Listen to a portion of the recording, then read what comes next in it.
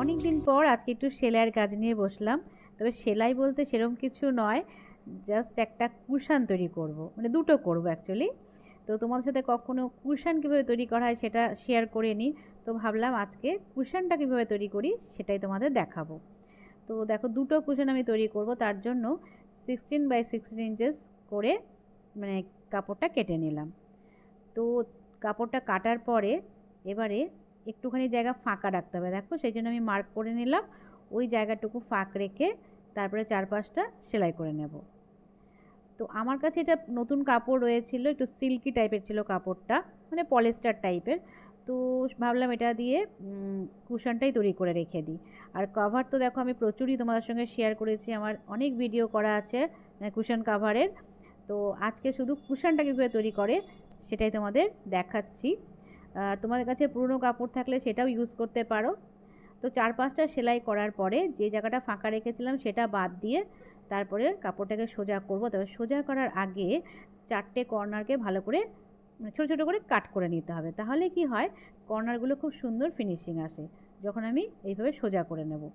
তো আমি দুটোই একদম সেলাই করে নিয়েছি আর একটুখানি জায়গা ফাঁকা রেখে দিয়েছি। তো ভেতরেতে এবার তুলো ভরতে হবে। তো তুলো ভরার জন্য আমি কি করি দেখো, এই যে পুরনো সফটওয়্যার থাকে বাড়িতে আমার জমানো, আমার মেয়ের আর কি দিয়ার ছোটোবেলার এগুলো সব ছিল। তো আমি রেখে দিই সবসময়, এগুলো কোনো জিনিসও তো ফেলি না। এবার এগুলোকেই কাজে লাগাচ্ছি। তো আমার কাছে 16 বাই 16 ইঞ্চেসের কুশন দুটো ছিল। এবার আজকে আরও দুটো বানিয়ে নিলে কি হবে, চারটে সেট হয়ে যাবে। তো সেই হিসাবে আজকে দুটো বানাচ্ছি। আর এ দেখো তুলোগুলোকে আমি এইভাবে সফটওয়্যার থেকে বের করে ভালো করে হাত দিয়ে ছাড়িয়ে নেব।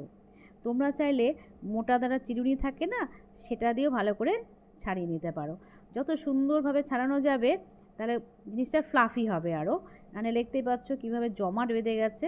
আর বহু বছরের পুরনো তো এগুলো, আর এগুলো দেখো ফোম শিট, মানে ফোম শিট একদম টুকরো টুকরো করে ভেতরে ঢুকিয়ে দিয়েছে, দেখেছো? এগুলো কিন্তু ফিলিংয়ের জন্য ভালো আর কি, যে কোনো জিনিস ফিল করার জন্য। তো তুলোগুলো দেখো কীরকম জমাট বেঁধে গেছে। এ দেখো মুখটা কি সুন্দর, ওই চোখগুলো আমি কাজে লাগাবো, পরে রেখে দেবো এখন। হ্যাঁ, তো হাত দিয়ে প্রথমে আমি দেখো ছাড়িয়ে নিচ্ছি।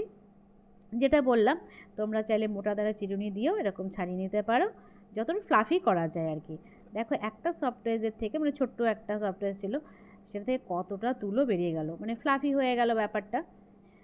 এবারে ওই কাভারের মধ্যে ফিল করে দেবো, ঠিক আছে? তবে যতটুকু এটা দিয়ে যতটা হবে হবে, নাহলে তো আরও দুটো আছে, ওই দুটোকে আমি খুলে নেব। তো ওই তিনটে সফটওয়্যার দিয়ে মোটামুটি আমার দুটো কাভার খুব সুন্দর মানে কুশন তৈরি হয়ে যাবে, একদম ফুলফিল। আর এগুলোকে একটুখানি ভালো করে ফ্লাফি না হলে কুশন ভালো লাগে না দেখতে, সেই জন্য যতটা আমি পারছি ভরে দিচ্ছি যাতে বেশ ফ্লাফি লাগে দেখতে। আর মানে ভেতরে ভরার সময় একটুখানি হাত দিয়ে ভালো করে চারটে কর্নারে প্রথমে স্প্রেড করে দিতে হবে, কর্নারগুলো যেন যেন ভালো করে ফিল থাকে। আর মিডিলটাও দেখো সুন্দর করে ফিল করতে হবে, স্প্রেড করে করে হাত দিয়ে সুন্দর করে দেখো আমি করে নিলাম। তবে একটু তুলো কম লাগছে বলে আমি আরেকটা দেখো সফটওয়্যার খুলে নিচ্ছি। আরও দুটোই খুলতে হবে কারণ আমার দুটো করতে হবে। এখান থেকেও কিছুটা আমি ওর মধ্যে দিয়ে দেব। তো দেখো ঘরে পড়ে থাকা জিনিস দিয়ে কত সুন্দর সুন্দর জিনিস তৈরি করা যায়, আর বিশেষ করে ঘর সাজানোর জন্য আমি তো এগুলোই করি সব সময়। তো যাই হোক, এখানে দেখো আমার কিন্তু মোটামুটি ভরা হয়ে গেল একটা। এবার আরেকটা ভরে নেব। কত সুন্দর একটা কুশন তৈরি হয়ে গেল। তো এ দুটো আমি ভরে নিলাম। হ্যাঁ দেখো কত ইজিলি, আর সব থেকে বড় কথা একটা পয়সা কিন্তু খরচ হলো না। হ্যাঁ, নিজেদের ঘরে যা জিনিস থাকবে সেটা দিয়ে কিন্তু করার চেষ্টা করবে। আমি তো সেটাই করি, যাতে কোনো জিনিস সেভাবে কিনতে না হয়, ঘরে যা যা পড়ে থাকে সেগুলোকেই কোনো না কোনোভাবে ঠিক কাজে লাগিয়ে দিই। আর সেগুলোতে আমি তোমাদের সাথে সবসময় শেয়ার করি। এবার দেখো যে খোলা জায়গাটা ছিল সেটা আমি সুতোর সাহায্যে এইভাবে সেলাই করে দিচ্ছি, তাহলে একদম জিনিসটা খুব সুন্দর ফিনিশিং আসবে আর কি। তো ফাইনাল লুকটা দেখতেই পাচ্ছ কত ভালো লাগছে, ফিনিশিংটাও কিন্তু খুবই ভালো এসেছে। এটা কিন্তু হাতেই সেলাই করতে হবে, যে ফাঁকা জায়গাটা ছিল। এই দেখো খুব সুন্দর ফিনিশিং হয়েছে। হাতে সেলাই করেও কিন্তু তোমরা করতে পারো, মেশিন না থাকলে চার পাঁচটা হাতেও তোমরা কিন্তু সেলাই করে নিতে পারো। তো দুটোই আমি এভাবে মুখটা মেরে দিলাম হাত দিয়ে। তো দেখো কি সুন্দর দুটো কুশন কিন্তু আমার তৈরি হয়ে গেল, আর বেশ ফ্লাফি হয়েছে। আজকে আর কভার তৈরি করা দেখালাম না, নেক্সট দিন ভাবছি কভার তৈরি করব দুটোর, তখন তোমাদের সাথে আবার শেয়ার করব।